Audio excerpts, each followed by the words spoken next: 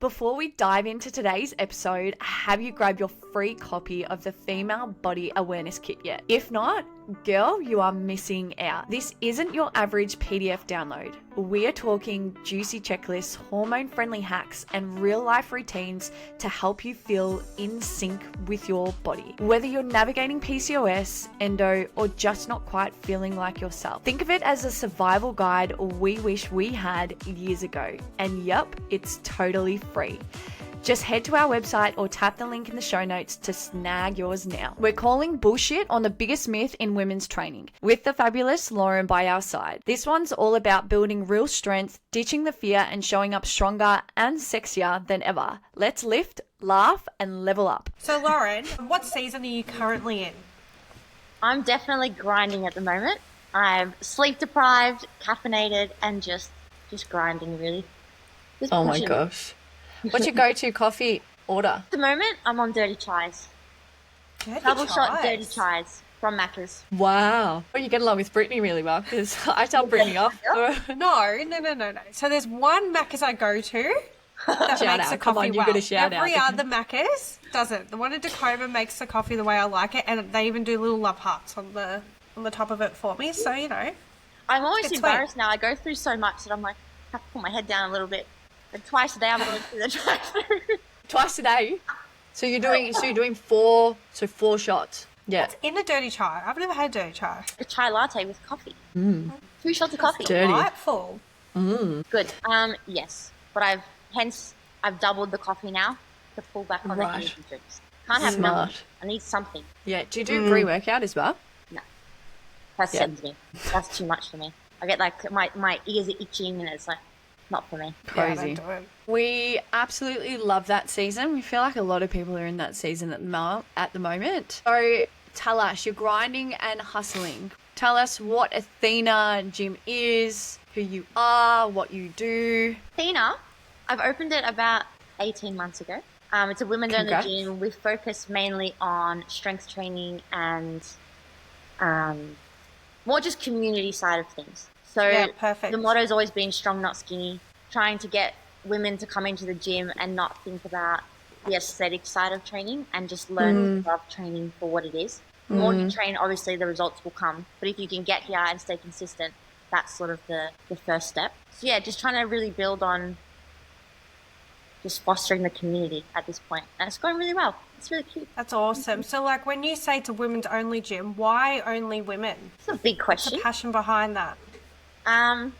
I think I naturally just sort of started moving towards training women when I was a PT, like working in other gyms. I used to just train everybody, but I just started to find that the people that I really loved to train was especially young females who were very kind of lost and unsure what they were doing and a bit, I guess, confused about training and different things on social media and whatever. Like I had a couple of girls that had eating disorders and just trying to help them like get through that became a real passion project. And then I just decided, even when I was working in other gyms, just to start training women because I just felt more sort of passion for it and then I just felt like I was training them better.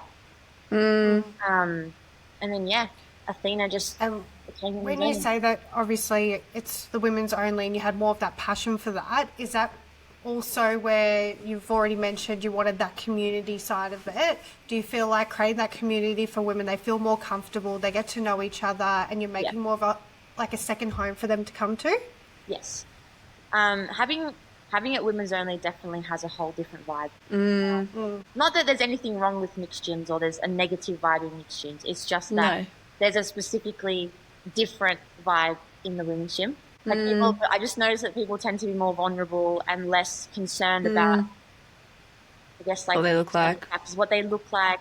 It's just coming in, hanging out, everyone's chatting. Like it's just nice, and they tend to just come back more regularly and more happy to be here. It's like a different kind of vulnerability, I think.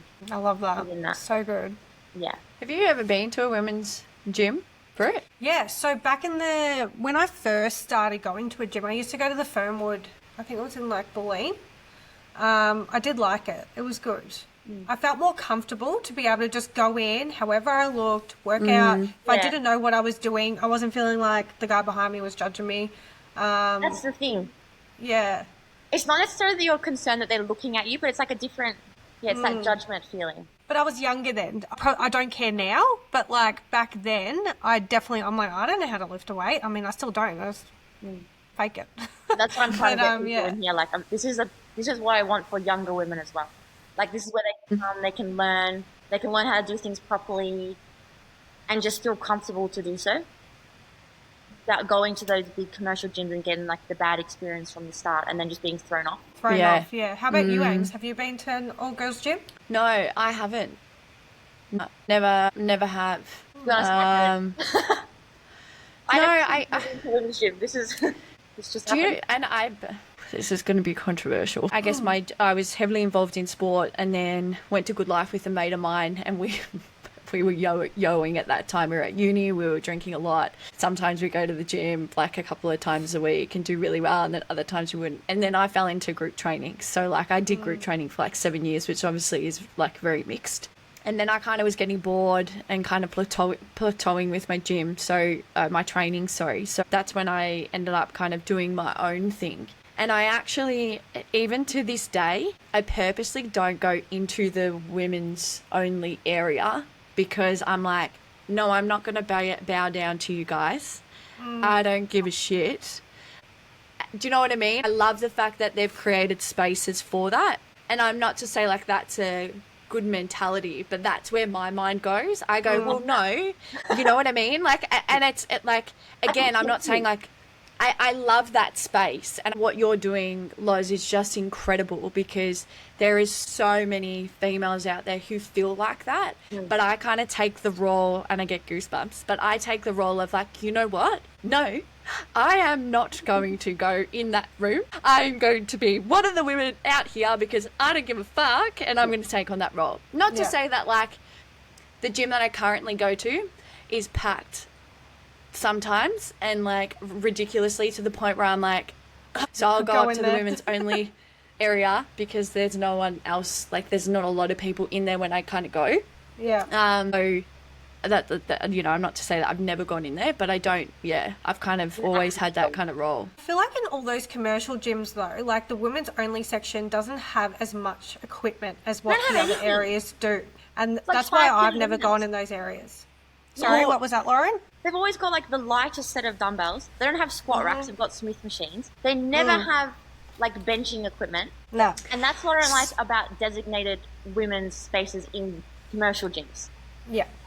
Like, I feel like Athena is slightly different in that it's a standalone women's gym. Like, it's a fully equipped gym, but for women. It's not a section of a male-dominated space. And you make such a great point, Britt, because when I've gone in there, I remember the first time I walked in there and I was like, where the fuck are my weights that I lift? They're not in here, you know? And like it's so I guess that's a standpoint that I take, kind of go, nah, this is my this is my space, this is my this is my space, this is my role. But I think, you know, from what you're creating, Lauren, like it is phenomenal. And I think I think we're in a day and age where strength training now has a different mentality than say back in my mum's day.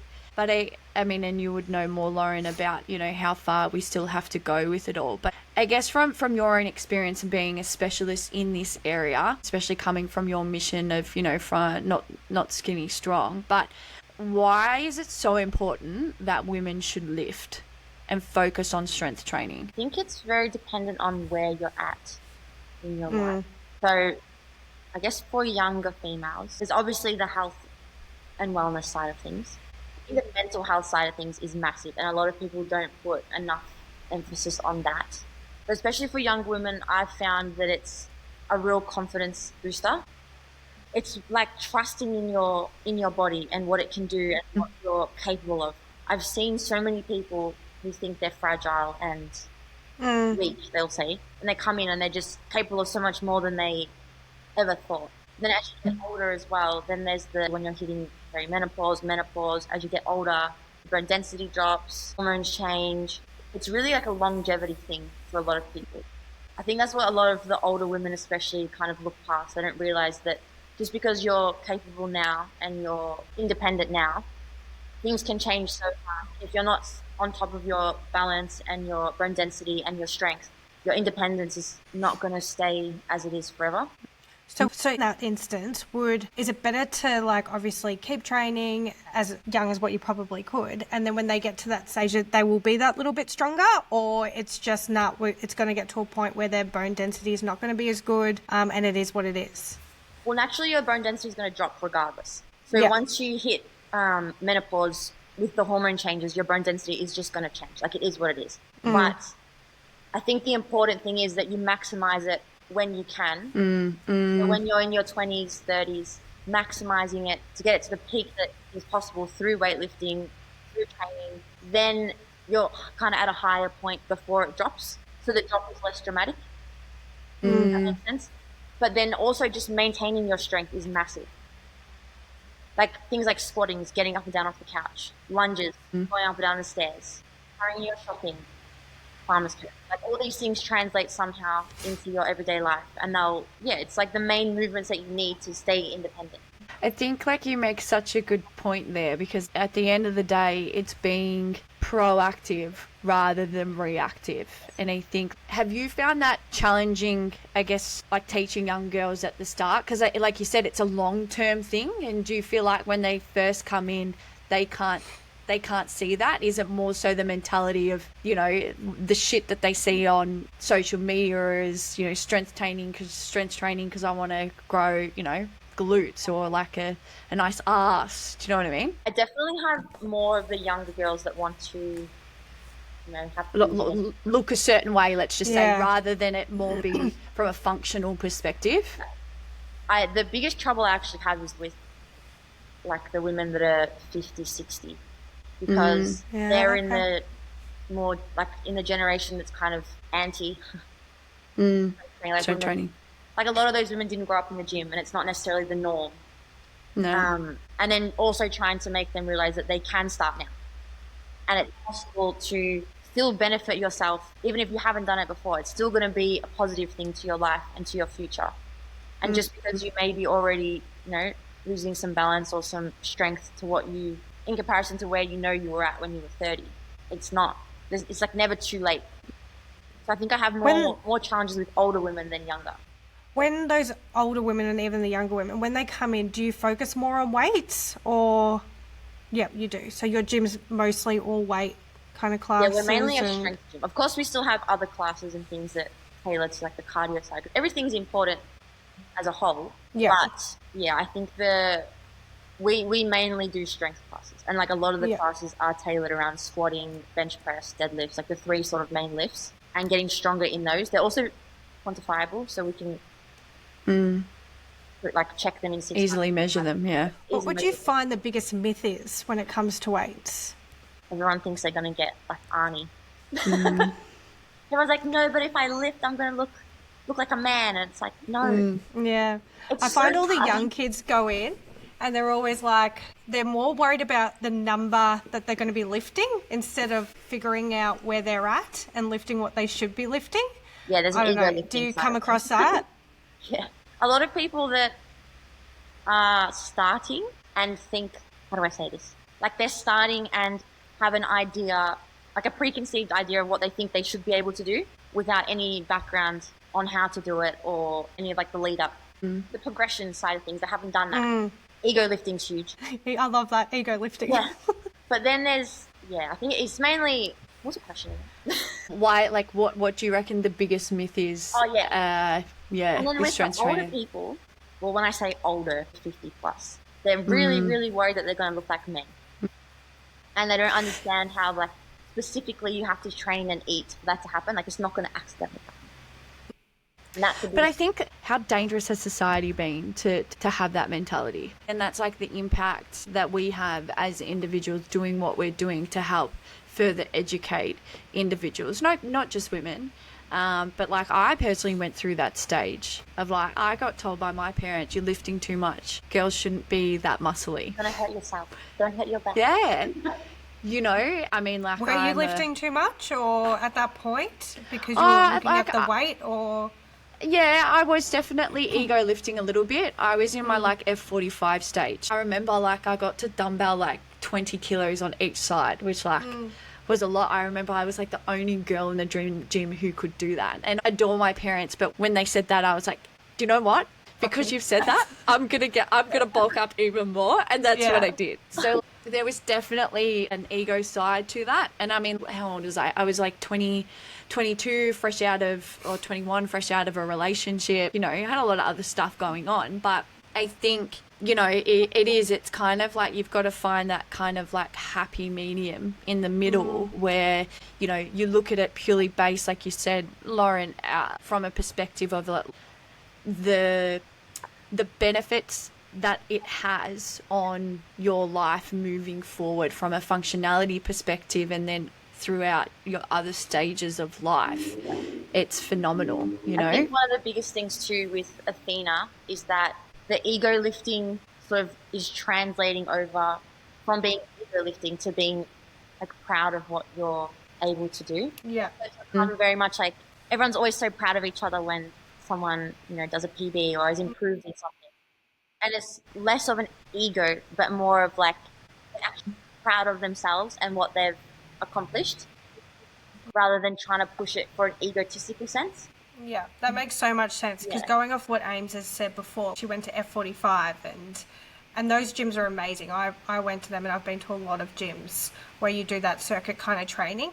But what that does bring to the table is competition, and you just want to be better than the next person near you. Do you know what I mean? So when you're talking about your gym, you've created that community where they're all cheering each other on, and I think that is a great position to be in, where you as the owner, like, you should be proud of where you've been able to come, because you've created that community where, hey, you've been able to do this weight, or you've been able to do that weight. Look at you go! Like, that's awesome, man. And it's really good to see, because a lot of people that come here have never been to the gym before, or they've never lifted before. So you have people that have been training for years in the same class as someone who's never done a sport in their life. And seeing the people that are just starting realize that they can do the same program as that person, it's really nice to watch. Like, it's just wholesome. I'm so proud of them. That's so great. Yeah. With, like, you've mentioned, I guess, a little bit before about the importance of, first and foremost, the young girls like coming in and focusing on strength training from a functionality perspective. Then when you hit menopause, you're going through that season where it's focusing on ensuring that your bone density is as high as it can be. What about like during, I guess, your pregnancy phase for those females who are pregnant? Have you dealt a lot with females who have gone through those seasons and focused on strength training? With it, to be honest, because we have a pre and postnatal coach here that I tend to give those people to. That's also why it's good to have a women's only gym, because you can then specify, like, you can actually have the things in the gym that are needed for women. So we've got like the pre and postnatal coaching, like all the things that women need can be in that space. So Bina, she has pre and postnatal qualifications. So I've always given we mainly have postnatal people come through. Obviously we've got clients who have become pregnant and gone through that stage. And it's just about modifying accordingly, really. A lot of them are sort of already comfortable in the training side of things, that the modifications are just like natural modifications. They don't think much of it. And they're still training, sort of just pulling back the weights a little bit, changing certain things. But yeah, it's like anything. Postnatals, you're rehabbing essentially. But if you can understand it from that perspective, you can have, how do I say, you have anyone with different sort of birthing experiences or postnatal journeys in the same space, as long as you can understand how to modify accordingly. And it's also a lot about having them realize what they're able to do and be very aware of their bodies and what they're capable of, what they should steer clear of, and just having them become more confident again that they can start training. And just setting realistic expectations in that too, that they're not going to come back and be, you know, sporting 100 kilos straight away. And a lot of it's probably not safe to do that either. No. So it's like a fine balance, isn't it? Yeah. And a lot of people come back and they're wanting that, you know, pre-baby body back. And that's the hardest thing to battle, I think, is trying to make people realize that it's not going to happen overnight. Like you will definitely get back to where you were, but you have to do it properly. It's like any injury. You're not going to bulge your discs and then 2 days later you're coming back and you're deadlifting again. It's not like that. And it's a thing where you've got to cater to like the individual, because the thing is, having a baby is so different for every single person. There's Caesars, there's natural labour. There could be a labour that was completely fine and then they could go back to the gym and there's no issue, there's no separation. So it's just, working on the actual individual. Like you said, you've got someone that is in, specializes in that area. Once they set up a bit of a schedule for them, then away they go and they kind of stick to that until they get to that next point. Exactly. Which I think is awesome. And I think it's very much like a mentality thing too with postnatal people. So I remember I asked someone once, I was like, if you actually had the choice of having your pre-baby body or your baby, you probably choose. Yeah, that's a good So question. really, you don't actually want the pre-baby body. No. Yeah. You're like, You've got to want both. Yeah. Yeah. What would you say for someone who's, I guess we can answer these, I'll give you this one because we're talking about pregnancy and about females who are pregnant, but for someone who is, say, pregnant right now and has never kind of focused on strength training and then becomes pregnant, do you suggest to move their body throughout any season that they're going through, or during that time do you go, well, no, that's not a time that you should start to? Again, it's individual. As a general, yes, training is a benefit, but you'd obviously have to speak to your medical professionals as well. But the general rule of thumb is that exercise is better than not. You just have to know where you're at. Yeah, some form of movement. So obviously, the more pregnant you become, the more modifications that are going to have to be made. Usually trimester 1, you kind of stick to what you were doing. Trimester 2, you've got to start modifying things a little bit. Less sort of laying flat exercises and things like that. But yeah, you definitely can start training. It's just a matter of managing the load and how comfortable the client is as well. Because obviously your body's changing, there's elements of discomfort and not everything feels the same. Yeah, it's really person to person. Yeah. What advice would you give someone who has never done strength training before? Where would you tell them to start? I think a lot of people's barrier is actually just getting into the gym. Like a lot of people psych themselves out because obviously social media is it's not always positive.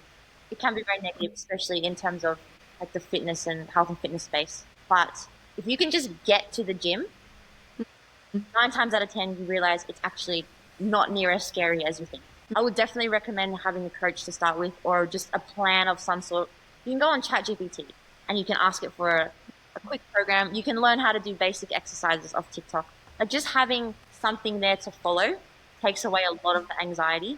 You don't have to use machines to start with. You can just start with some body weight, free weights. But just doing things in small steps that are achievable and comfortable, you can then build from there. So go in thinking that, you have to do all this crazy stuff. It's just never going to work. When did you start strength training, Britt? I always did like a little bit of weights, not a lot, but I'm more focused on weights now. And I think because after I had back injury, after I fell pregnant with Billy, my back just went, like it just wasn't the same again. And when I went and saw a coach, that coach pretty much focused on a lot of weights and strength training, not so much cardio. So I did a little bit just to warm up, but the rest was all weights, and my back improved dramatically to the point where now I've only just started back at the gym the last couple of weeks, but I kind of just do those little warm-up exercises that he taught me, and a lot of them is a lot of movement, not stretching where you've got to stretch for a long period of time. It's kind of like a moving stretch, if that makes sense. I don't know the technical term. And then I've just worked on basic weights. I'm not there. I do the ones, and I'm really bad. I do the ones where I get the thing and I do put it behind my head. I do squat with them, those ones. But apart from that, I don't go like I'm a pro or anything, but I know constantly doing it and being consistent with it is going to maintain my back strength and honestly just keep me feeling good all around. Definitely injury prevention as well.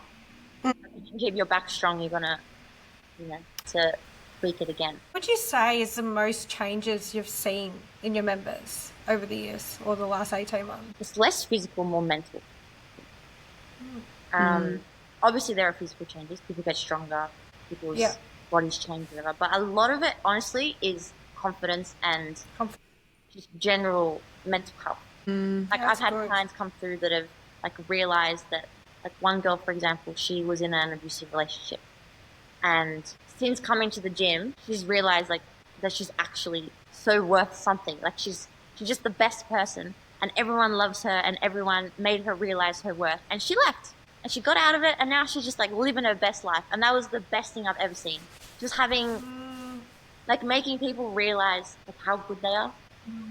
It's so nice. You can't get a better story. That's an awesome story. You've built a community over the last 18 months, which is phenomenal and something you should be super proud of. What do you think is the most important thing about building a community? That's a hard one. I know. I like to ask the hard She loves questions. to throw ones out there like that because my name is Steph. I think because like the gyms that I came from had such like there was some real negativity in some of them and just toxicity, and it just ruins the whole point. It makes it not a nice place to be. It makes people not want to train there.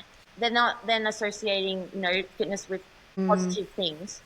So my biggest thing here was building a community that was like free from all that. And anyone was welcome to come in. Obviously not everyone likes this sort of stuff, but it's for anyone, like anyone is welcome. And anyone's able to come if they wish to. And everyone will be welcomed, everyone will be supported. There's no like toxicity, no bullying, no one has to second guess themselves. Like it's just exactly what it is. Like it's just so nice. And I think my biggest thing with the community was just keeping it exactly like that. So then people would keep coming, and people would then obviously progress with their own goals because it's somewhere that they want to be and they enjoy to be. But yeah, building it, I don't think I had a specific thought other than that in terms of building.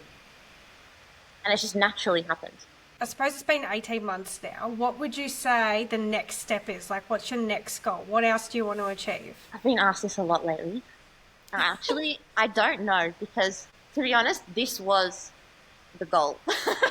I wasn't sure. Kudos, you've achieved it. Do you know what I mean?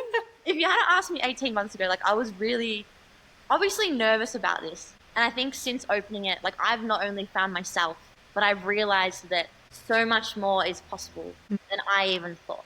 Like we've only got 100 people in here, which is just, to me, is like it's a little gym. It's quite small.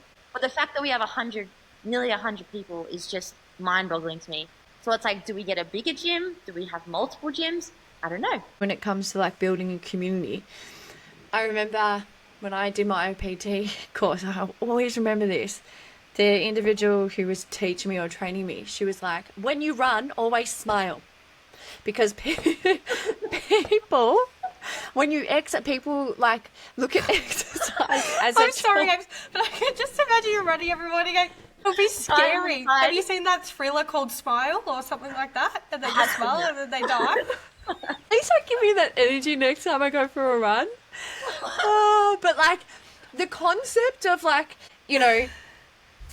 again, we've gone through so many seasons when it comes to strength training, especially with females or exercise in general. People kind of look at exercise or moving their body as a chore, But it can be as simple as switching like the lift for the stairs, or carrying an extra couple of grocery bags, or, parking a little bit further out at the shopping centre and putting those extra steps in. It's all about the little 1%ers and the importance of movement. And if you can provide that or be a role model that of like, because the normal people majority of people when they run, they're not happy or they look like they're in pain. Whereas she was like, empower people to run. Every time I get them running down, we're like, you have to smile the whole kilometre. If you break your smile, we start again. So Lauren, next time we come see the gym and when B visits, we just expect the whole girls in the class when they're lifting to be smiling. It's like we're doing a photo shoot of some sort.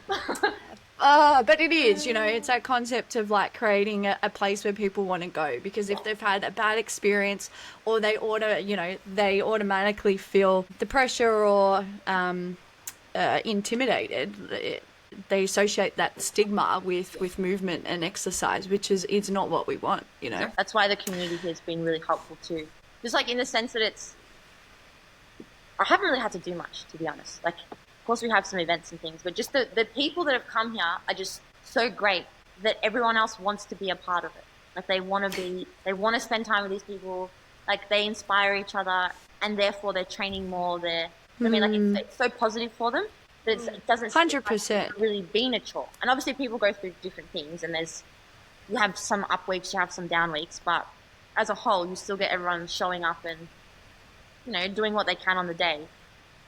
And 100%. yeah, But I think you also need to give credit to yourself, because that Yeah. stems from you. Do you know what I mean? Like, you should be super proud of like what you've created, because like, yes, you've brought people in, but like that consistency and that community build wouldn't be there without you and what you've built. You know what I mean?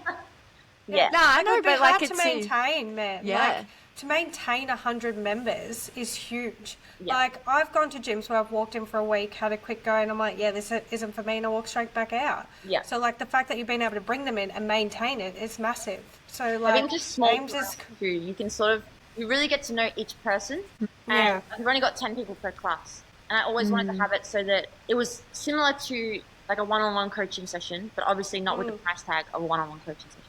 So in the sense that everything's small session, you then, you get to know what everyone's doing. You're sort of forced to interact with everyone, and then you have to get to know everyone. And it changes it from like, a bigger commercial gym or a bigger group fitness gym in that sense as well. I mean, and we were only talking like, I reckon a month ago or a month and a half ago, and you were at 80 members, you know? So like, that's just nuts. It's nuts. That's crazy. I would So never have good. thought this would be where it was. That's epic. So for people who want to know more about Athena Gym and what you guys are about and where you're located, can you give people a little bit of insight as to where they can kind of connect with you? Yes. So Athena Gym is in Westwood Square. Our Instagram is athenagym.official, but our website is just Athena Official. You can jump on, have a look at the different class types. There's inquiry forms. You can come for a free trial if you want to.